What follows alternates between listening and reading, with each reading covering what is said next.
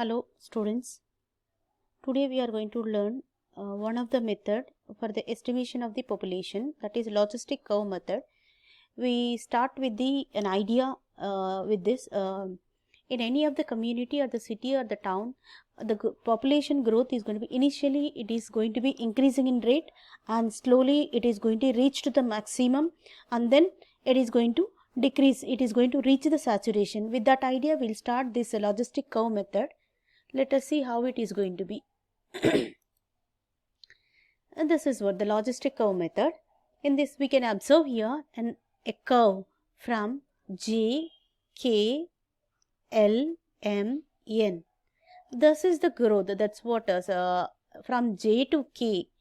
It is the initial state at the time, as soon as it is started, there is a little bit of population is available. Later on, slowly it increases and reaches the maximum, and then it is going to reduce. It's going to reduce. That means it's not.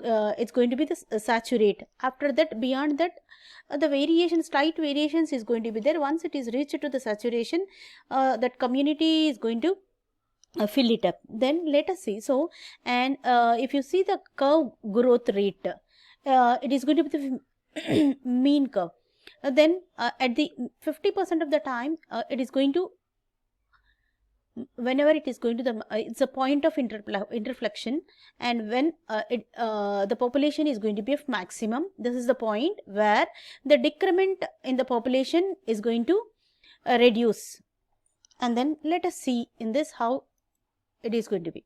The early J to K, early growth is proportional to the population, that is dP by dt is proportional to the population growth. And then K to M, the growth rate is constant, almost constant, it's not exactly, and at the K to M it's almost constant. And then M to N, it is a decreasing rate. Then dP by dt is proportional to the saturation. Here it is the saturation. The population is got saturated, and when compared to the initial population, that's what the difference between the rate of increase, decrement in the population with respect to the time is proportional to the difference between the saturation population at the saturation level to the initial level, that is the decreasing rate. Then this is what is the scenario we are observing in the logistic curve method. Then how, after the research, the P.F. Wallace has given an equation for the population. After the research, he has given the equation for the population. It's nothing but the difference, it is of a log of the difference to the initial population minus the log of difference to the initial to the at zero level, at time t is equal to 0 is equal to constant K, and the saturation level with respect to the time. And then the P, if you want to calculate the population from this equation, we can write the equation like this. And then it's difficult for us to calculate, that's what we make as the difference, the average of the difference in the initial to the saturation level, let us assume as a M, and constant K and saturation, the factor of constant and saturation, we can call it as a N. And then we can rewrite the above equation, the population equation, like P is equal to Ps by 1 plus M log natural log 1 minus N into T.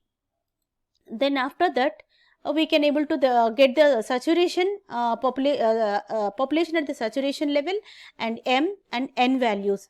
This is why we are going to calculate the equation for the population in the saturation level and the population. And we solve let us solve a problem on the logistic curve in the class, and we'll clarify some of the doubts if at all you are having in the class. Thank you.